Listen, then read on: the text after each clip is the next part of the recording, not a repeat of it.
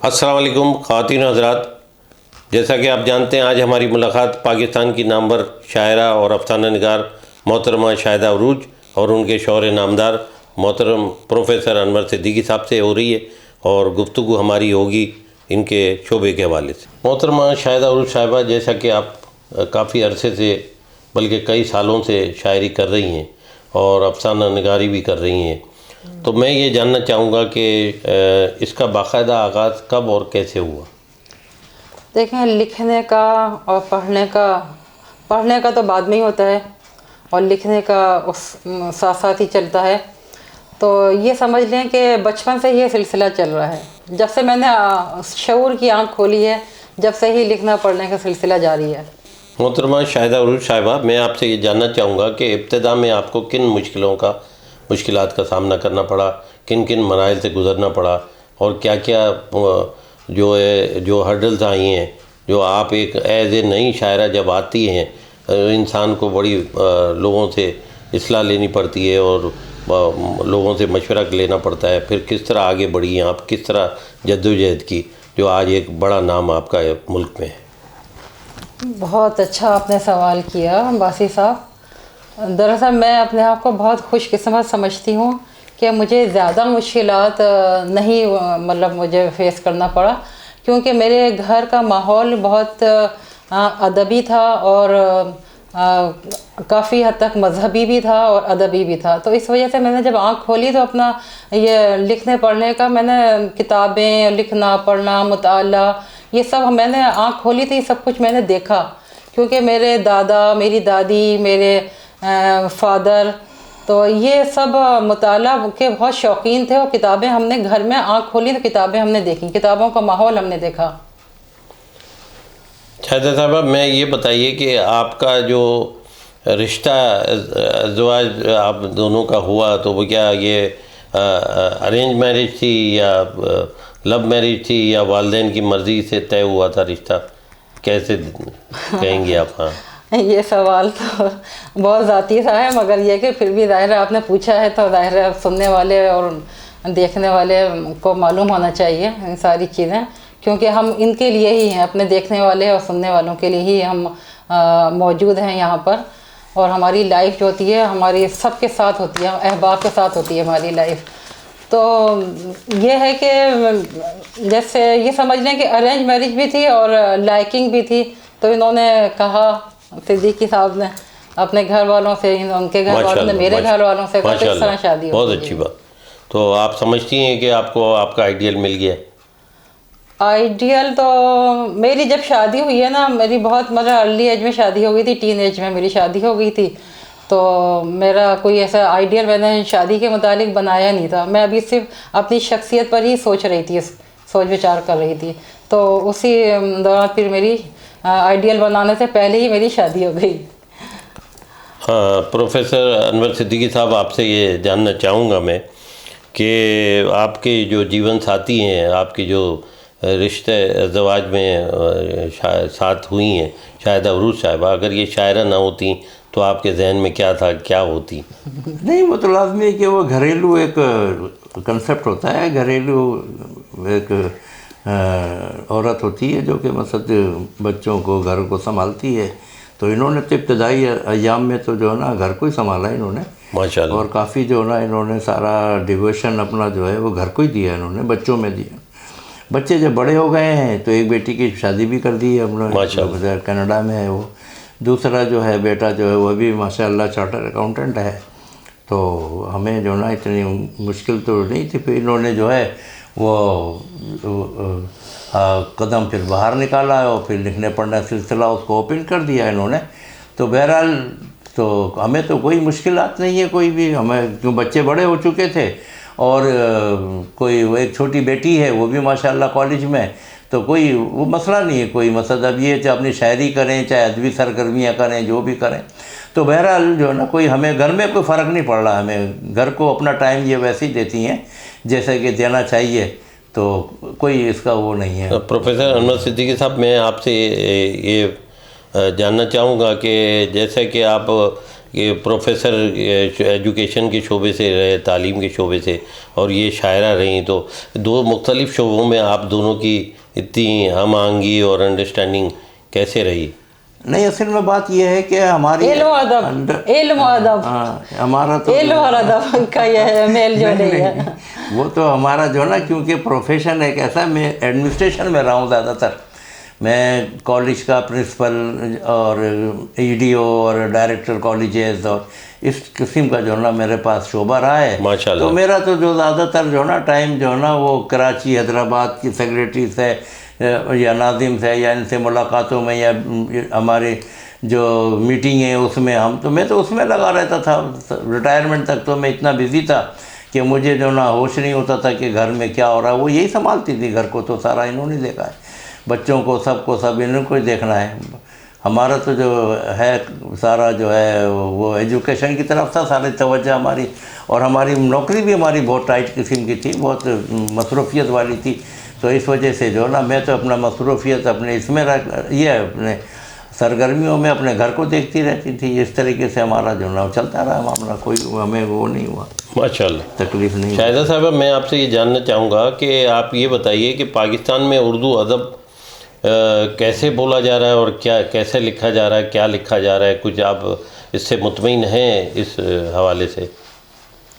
میں مکمل طور پہ تو مطمئن نہیں ہوں، مگر یہ ہے کہ میں نا امید بھی نہیں ہوں، کیونکہ ویسے بھی نا امیدی تو ویسے بھی ایک مسلم کو شعبہ نہیں دیتا، کیونکہ نا امیدی اللہ کو بھی پسند نہیں ہے. نا امید نہیں ہوں ادب سے. میں ادب میں کام ہو رہا ہے، پہلے بھی ہوتا تھا، ابھی بھی ہو رہا ہے، اور اچھا خاصا ٹھیک ٹھاک کام، جیسے صحیح وے میں جا رہا ہے ادب. ماشاءاللہ. جی.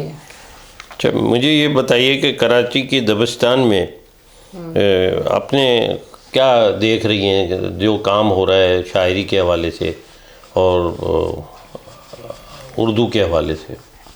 اردو ادب میں کافی کام چل رہا ہے. جہاں جہاں اردو پڑھی جاتی ہے، سنی جاتی ہے، سمجھی جاتی ہے، وہاں پہ اردو ادب پہ کام کر رہے ہیں. سب اپنے اپنے تئیں سب اپنا نبھا رہے ہیں، اپنا جو بھی اللہ تعالیٰ نے ان کو ہنر دیا ہے. تو وہ ادب پہ کام ہو رہا ہے. افسانہ بھی لکھا جا رہا ہے، شعر بھی کہا جا رہا ہے، اور اچھا بھی کہا جا رہا ہے. کہیں کہیں ہوتا ہے کہ تھوڑا ہلکا کام ہوتا ہے، مگر یہ تو ہر دور میں ہی چل رہا ہے کہ اچھا بھی ادب ہے اور تھوڑا ہلکا بھی ادب ہے. تو اسی طرح کا یہ سلسلہ بھی چل رہا ہے. مگر یہ کہ تھوڑا سا ابھی یہ ہے کہ تھوڑا سا نمائش زیادہ بڑھ گئی ہے پہلے کے مقابلے میں. آج کے دور کا ادب اور جب آپ نے شروع کیا تھا، میرے خیال ہے 20 سال سے زائد ہو گئے. جی 25 سال. تو اس دور کا ادب اور آج کے دور کا ادب میں کیا فرق دیکھ رہے ہیں آپ؟ کیا ضروری چیزیں ہونی چاہیے جو آج کمی محسوس کر رہی ہیں آپ؟ اچھا سوال ہے. ماشاءاللہ آپ بہت ہی کونمش کا آپ نظامت کار ہیں، اور اپنے ادب سے آپ کا لگاؤ ہے بہت زیادہ. میں دیکھتی ہوں آپ خود اتنے اچھے پروگرام ارینج کرتے ہیں اور منعقد کرتے ہیں. تو میں یہ کہنا چاہوں گی کہ پہلے بھی ادب لکھا جا رہا تھا، مگر پہلے زیادہ لوگ سنجیدہ ہوتے تھے اور غیر سنجیدہ کم ہوتے تھے.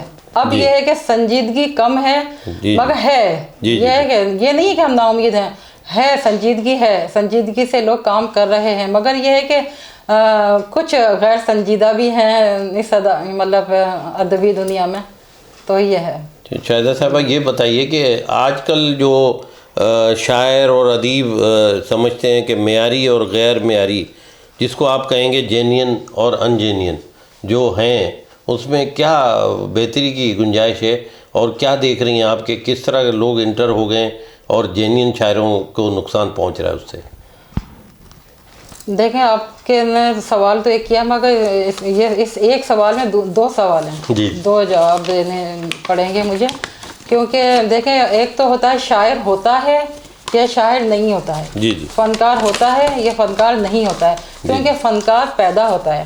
جی. وہ پیدائشی فنکار ہوتا ہے. جی. تو اللہ تعالیٰ اس کو بائی بورن ہوتا ہے وہ. تو پیدائشی فنکار ہوتا ہے، پیدائشی شاعر ہوتا ہے.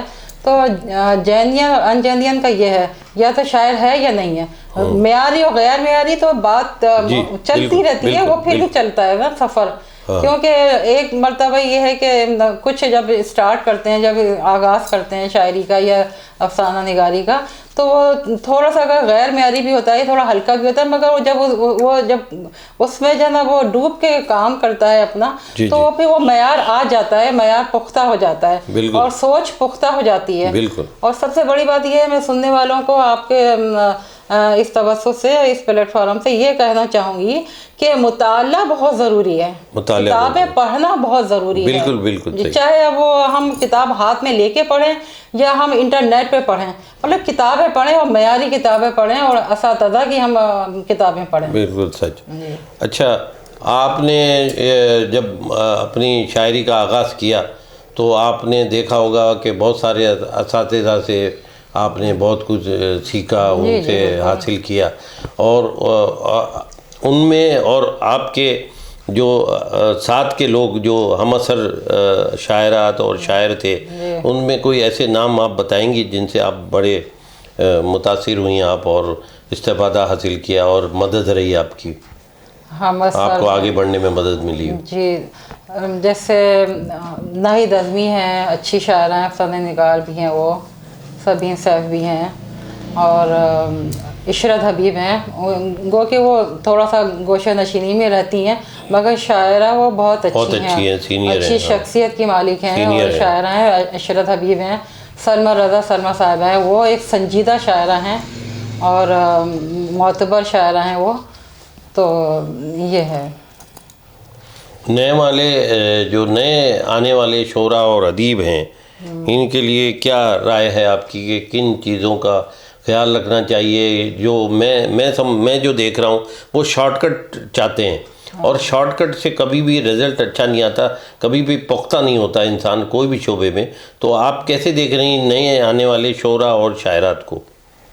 دیکھیں، اگر انسان اپنے کام میں سنجیدہ ہو اور اس کو صرف شہرت کا لالچ نہ ہو، شہرت کی اس کو ایک کہتے ہیں پیاس نہ ہو، تو وہ اگر اس کے اندر شاعر اور ادیب ہے، اس کے اندر ہنر ہے، تو وہ اپنا دھیرے دھیرے وہ جیسے کچھوے کی چال میں چلے گا نا، تو وہ مطلب زندہ رہے گا وہ۔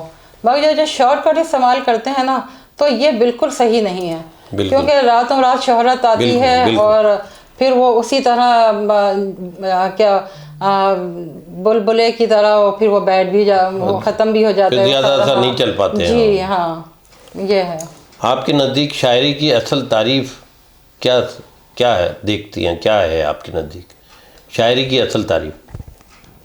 شاعری کی اصل تعریف تو یہی ہے کہ ہم مطلب اساتذہ کو پڑھیں اور ہم ان کے ہی نقش قدم پہ چلنے کی کوشش کریں، اور ان جیسا نہیں ہوں گے مگر کم از کم ان کے قریب تو ہوں گے نا، تو وہ معیار بھی مطلب ہائی ہوگا، معیار بھی ہوگا اور وہ پائیدار بھی ہوگا، معیار بھی ہوگا، پائیدار بھی ہوگا۔ آپ کے جب شریک حیات آپ کی زندگی میں ساتھ آئے، اس کے بعد آپ دونوں نے بیرونی ممالک کے دورے کیے ہوں گے، آپ نے کچھ ادب کے دورے کیے ہوں گے، تو آپ کا تجربہ کیسا رہا؟ کیا کچھ سیکھنے کو ملا آپ کے بیرونی ادب اور پاکستان کے ادب کے حوالے سے؟ سیکھنے کا عمل تو گاؤں ہو، شہر ہو، یا بڑا شہر ہو، چھوٹا شہر ہو، یا بیرون ملک ہو یا ہمارا وطن ہو، تو وہ سیکھنے کا عمل تو چلتا ہی رہتا ہے ہر قدم پر۔ تو جہاں مجھے یہ لگتا ہے کہ باہر جو پاکستان سے باہر ہے تو وہاں پذیرائی بہت ہوتی ہے، پذیرائی ہوتی ہے۔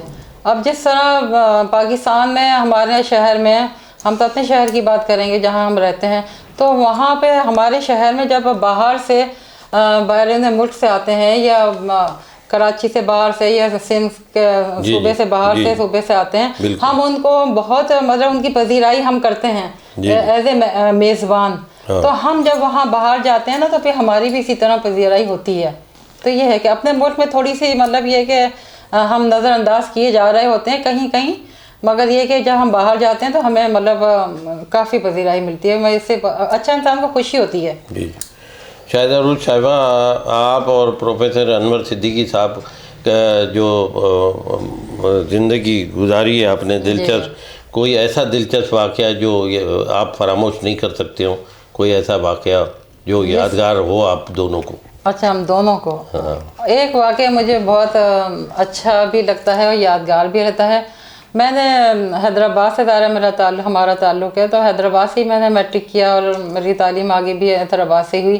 तो जहाँ से मैंने मैट्रिक किया था ना, अपुआ गर्ल्स स्कूल से मैंने मैट्रिक किया था जहाँ से। तो फिर जब मेरी शादी हुई, फिर ये पहले तो ये ज़ाहिर है लेक्चरर थे, फिर उसके बाद ये प्रिंसिपल बने और फिर उसके बाद ये डायरेक्टर ऑफ एजुकेशन बने। तो मैं उसी स्कूल में जहाँ से मैंने मैट्रिक किया था ना, तो मैं वहाँ पे चीफ गेस्ट बन के गई थी। तो वो लम्हा, वो दिन मेरे लिए बहुत यादगार था कि मैंने जहाँ से मैट्रिक किया, मैं वहाँ चीफ गेस्ट बन के मैं गई। क्या बात है, बहुत इससे बढ़ की इज्जत और क्या मिल सकती है इंसान को। अच्छा, आप दोनों माशाल्लाह ये अपने शोबे में मसरूफ़ और आप अदब के हवाले से अपने शोबे में मसरूफ़, आप दोनों ने अपनी ज़िंदगी के साथ साथ बच्चों की ज़िम्मेदारियाँ किस कुछ असलूबी से अंजाम दी, कैसे रहा, कैसे? मुझे जो आज इत्मीनान है ना, मेरा क़ल्बी जो सुकून है ना, मुझे यही सुकून है कि मैंने और इनके साथ मिलके तो हमने तरबियत, अपने बच्चों की तालीम भी और तरबियत भी अल्हम्दुलिल्लाह इतनी मतलब बेहतरीन हमने की है कि मैं ये समझती हूँ कि हमने 3 बच्चे अपने मतलब एक दुनिया को दिए, एक मतलब तालीम याफ्ता और तरबियत याफ्ता। हमने सिर्फ तालीम पे तवज्जो नहीं दी, हमने दोनों पर तवज्जो दी, तालीम और तरबियत। तो ये अल्हम्दुलिल्लाह वो मतलब माशाल्लाह सिविलाइज्ड हैं और दुनिया में वो फिर आगे ज़ाहिर है वो इसी तरह सिलसिला चलेगा। बहुत खूब। प्रोफेसर साहब, मैं आपसे ये जानना चाहूँगा कि आपने इतना अरसा एजुकेशन डिपार्टमेंट से, तालीम के हवाले से खिदमत अंजाम दी पाकिस्तान के लिए, तो ये बताइएगा कि आजकल जो नौजवान का रुझान तालीम की तरफ क्यों है? लेकिन दुनिया में तो ये सुनने में आता है पाकिस्तान में बहुत टैलेंट है, लेकिन ये टैलेंट जो है वो क्यों ऊपर नहीं आ पा रहा है और क्या वजह है, किस वजह से नौजवान जो है वो जो है अपने आगे सही मुकाम नहीं पा रहा है? तो क्या ऐसी 2-3 वजूहत आप बता सकते हैं कि किसको बेहतर कर लें तो नौजवान बहुत तेज़ी से पाकिस्तान के लिए कारआमद साबित होगा?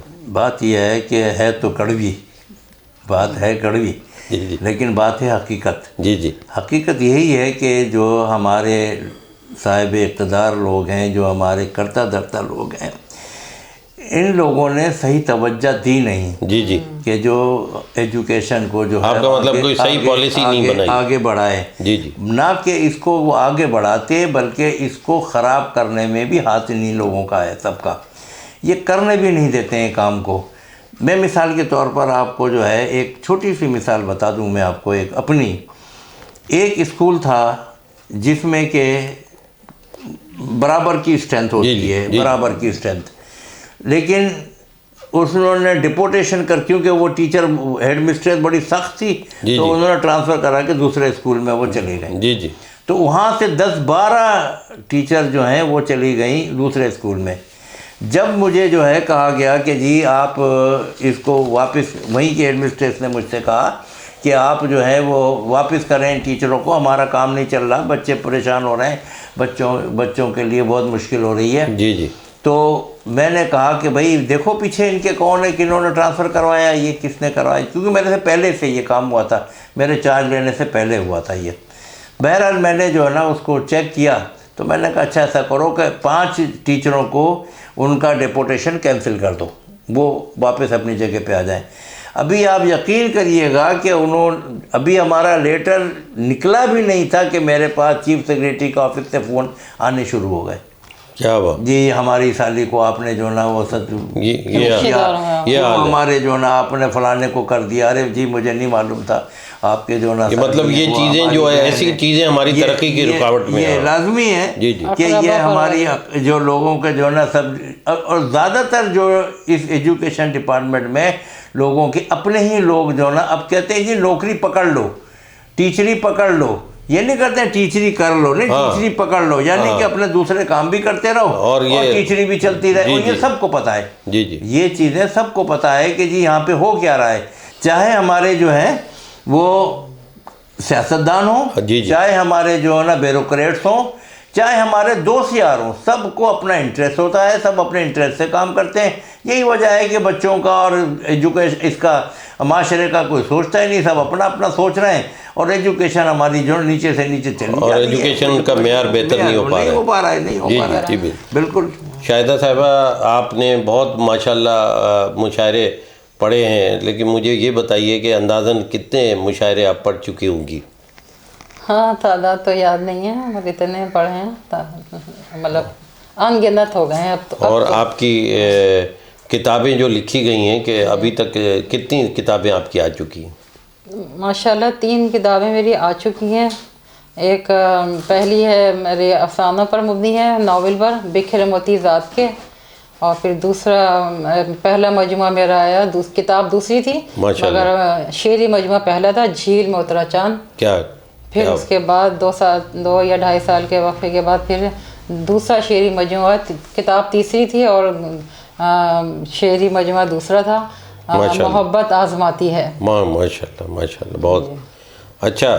شاہدہ عروج صاحبہ، میں یہ اور پروفیسر انور صدیقی صاحب اور شاہدہ عروج صاحبہ، آپ دونوں سے یہ سوال کروں گا کہ ہمارے جو پاکستان کے قریبی ممالک ہیں، اور وہ ہیں ہندوستان، بنگلہ دیش، سری لنکا اور بھی دیگر کنٹریز، ان میں نیشنل اسپرٹ بھرپور ہے، بلا کی نیشنل اسپرٹ ہے.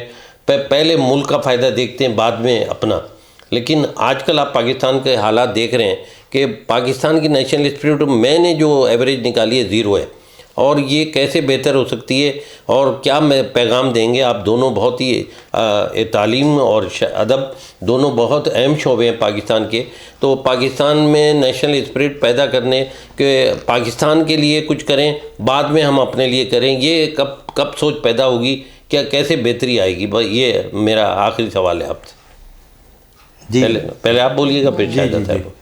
بات یہ ہے کہ ہم جب دوسروں کی ریٹنگ دیکھتے ہیں ایجوکیشن کی، تو ان کی ریٹنگ جو ہے وہ بہت ہائی ریٹنگ ہے، ان کی اچھی ریٹنگ ہے. مثال کے طور پہ میں آپ کو انڈیا کے بنگلور کی جو ہے نا میں مثال دوں، وہاں پہ جو ہے نا جو انگلش جو ہے نا وہ عام آدمی جو ہے نا وہ اچھی انگلش بول لیتا ہے، اور اس کی ایجوکیشن جو ہے نا وہ زیادہ ہے. اسی طریقے سے اور دوسرے اس کے جو شہر ہیں، اور وہ بھی جو ہے نا وہ بہت اچھے جو ہے نا ایجوکیشن میں آگے ہیں. لیکن اس میں یہ کہ ان کے وہاں پہ لٹریسی ریٹ کم بھی ایسے جگہ ہیں کہ جہاں پہ لٹریسی ریٹ کم ہے، لیکن اوور آل لٹریسی ریٹ جو ہے نا کیا بہت اچھا ہے. بالکل صحیح. ہم اگر بنگلہ دیش کی بات کریں تو وہاں پہ بھی لٹریسی ریٹ بہت اچھا ہے. اور سب سے بڑی بات یہ ہے کہ اگر آپ دونوں میں دیکھیں تو ان کے حکمران جو ہیں وہ زیادہ سنسیئر ہیں اپنے ملکوں سے، اپنے عوام سے جو ہے. پروفیسر صاحب، سری لنکا کا اور زیادہ بہتر، اور زیادہ سری لنکا ہے، یا اور دوسرے آپ دیکھیں تو ان میں آپ کیا، ہمارے یہاں بدقسمتی سے جو ہے عوام تو ہماری جو ہے، اب جو دیکھیں کتنے طبقات ہمارے ہو چکے ہیں. جی. جو ہمارے پڑھانے والے جو طبقہ ہے، جسے آپ اشرفیہ کہہ سکتے ہیں، اشرافیہ کہہ سکتے ہیں، جو بھی آپ ان کو نام دیں، پیسے والے لوگ، وہ تو اپنی تعلیم بچوں کو دلا رہے ہیں. ان کے لیے 30,000 روپے مہینے کی فیس بھی کوئی مسئلہ نہیں ہے، 50,000 روپے مہینے کی بھی فیس کا مسئلہ نہیں ہے. وہ اپنے بچوں کو جو ہے نا پڑھاتے ہیں، اور اسی ملک میں پڑھتے ہیں، اور ان کو پھر جب جاب نہیں ملتی ہے تو سب باہر نکل جاتے ہیں. تو یہاں پہ کیا ہوتا ہے کہ پڑھائی تو یہی کر رہے ہیں وہ، لیکن باہر نکل جاتے ہیں سارے. تو یہاں پہ کریم ساری ہماری، آپ دیکھیں کہ ابھی ہمارے گزشتہ 8-10 سال کے اندر کیا ہمارے ہوا ہے، سارے کے سارے ہمارا ٹیلنٹ باہر نکل گیا ہے. چاہے آپ پی ایچ ڈیز کو دیکھیں، چاہے آپ MBBS کو دیکھیں، چاہے آپ اسپیشلسٹ کو دیکھیں، ڈاکٹرز کو یا انجینئرز کو، سب باہر نکل گئے سب. یہاں آپ کیا پیغام دینا چاہیں گے کہ پاکستان کے لیے جو لوگوں میں جذبہ پیدا ہو، پاکستان کی محبت، پاکستان کو مضبوط کرنے کے لیے، پاکستان کی ترقی کے لیے آپ کیا؟ یہ اصل میں حکومت کو چاہیے، سارے کام جو ہے نا حکومت کے کرنے کے ہیں، یہ کہ وہ یہاں پہ انسینٹیو دے، اصل میں یہاں پہ لوگوں کو جو ہے نا ان کی قدر جو ہے وہ کریں بیٹی، اور سب کی جو کریں. پیسے تنخواہ دینے سے جو ہے نا اتنا نہیں ہے، ٹیچروں کو آپ تنخواہ دے دیں. ابھی یہاں پہ اسٹرائک ہوئی تھی، میں نے دیکھا تھا یہاں پہ ٹیچروں نے اسٹرائک کی تھی. ٹیچرز ہیں، ان سے پوچھا اخباری نمائندے، بھائی سیکریٹری کی جو ہے نا تم وہ بتاؤ، اسپیلنگ بتاؤ، نہیں بتا سکے. اچھا بھائی تم کہاں سے آئے ہو، ہم فلاں ڈسٹرکٹ کی بتاؤ، نہیں بتا سکے. یعنی کہ جو HSTs جو ہیں یا پرائمری ٹیچر ہیں، ان کو اتنا بھی نہیں پتہ ہے کہ جو ہم ہمارے اداروں کی اسپیلنگ کیا ہے، یا ہمارے ہم خود وہ لوگ اتنے قابل نہیں ہیں کہ وہ جو نا بچوں کو قابل جنا سارے سفارشی لوگ اب بھرتی کر دی ہیں، پیسوں سے لے کر کے بھرتی کر دی. میں تو دیکھتا رہا ہوں نا سب میں دیکھتا رہا ہوں. شاہزادہ صاحب آپ اس بارے میں کچھ اپنے خیالات ذرا کہ ہم پروگرام کا آخری سوال ہے، پاکستان کی ترقی اور پاکستان کے لیے جذبہ پیدا کرنا، پاکستان کو مضبوط کرنے کے لیے کیا بہتری ہو سکتی ہے، کیا ہو سکتا ہے، آپ کا کیا خیال ہے؟ کیونکہ آپ کا ادب سے حوالے سے کوئی اہم پیغام. سوال تو بہت اچھا بھی ہے، بہت گمبھیر بھی ہے اور بہت مشکل ہے. جی کیونکہ اب جو ہم عوام ہے نا، عوام بھی کچھ مجھے لگتا ہے بے حس ہو گئی ہے. اتنے بھی اگر مظالم ڈھائے جا رہے ہیں، اتنی مہنگائی ہو رہی ہے، مگر وہ آواز نہیں اٹھاتے، کوئی آواز ہی نہیں اٹھاتا ہے، خاموش ہے سب جیسے خاموش ہو گئے ہیں، اتنے بے حس ہو گئے ہیں کہ کتنے ہی کچھ بھی ان کے پاس ظلم ہو رہا ہے اعلیٰ لیول پر، مگر پھر بھی جو ہے وہ خاموش رہتے ہیں. وہ میں خود ظاہر جہاں بھی جاتی ہوں پروگرام وغیرہ میں، ویسے بھی میں نکلتی ہوں کیونکہ میرا ایک بچپن سے میرا ایک سوشل ورک بھی میرا مطلب ایک وہ رہا ہے، میری ہابی نہیں کہہ لیں، میری ایک عادت ہے، تو میں وہ بھی کرتی ہوں. تو میں ان سے پوچھتی ہوں کہ بھئی آپ کو اتنی تکلیف ہے آواز کے، کہتے ہیں ہمارے بولنے سے کیا ہوگا. تو میں ان کو یہ کہتی ہوں آپ کے بولنے سے کچھ نہیں ہوگا، مگر کبھی تو کچھ ہوگا. آپ آواز نکالیں گی، آپ کچھ بولیں گی، آپ کچھ بولیں گے، زیادہ تر خواتین سے ہی بولتی ہیں. بالکل صحیح. تو میں کہتی ہوں آپ آواز اٹھائیں تاکہ جو اگر سنے گا اس وقت نہیں بھی بولے گا، کم از کم اس کے کان میں وہ جو آپ کی جو جملہ ہے، آپ کی جو احتجاج ہے، وہ اس کے کان میں ہوگا. اگر وہ نہیں بھی بولے گا تو اس کے ذہن میں کہیں ہوگا، وہ چیز رجسٹرڈ ہو جائے گی، کہیں نہ کہیں اس کے ذہن کے کسی کونے میں ہوگا، کہیں نہ کہیں وہ پھر عمل ہوگا، وہ بولے گا. تو میں کہتی ہوں کم از کم آپ بولیں. تو ہم اگر کہتے ہیں نا ہم خواب نہیں دیکھیں گے تو ہم پہ عمل کیسے کریں گے؟ خواب دیکھنا ضروری ہے. تو اسی طرح میں یہ کہتی ہوں کہ چاہے عمل ہو نہ ہو، مگر ہمیں آواز اٹھانا ضروری ہے. کہیں ظلم ہو رہا ہے، ہمیں آواز اٹھانا چاہیے. بہت بہت شکریہ پروفیسر انور صدیقی صاحب، شاہدہ عروج صاحبہ، آپ سے دونوں سے مل کے گفتگو کر کے بہت مجھے دلی خوشی ہوئی ہے. خواتین و حضرات، جیے پاکستان، پاکستان زندہ باد. پاکستان زندہ باد.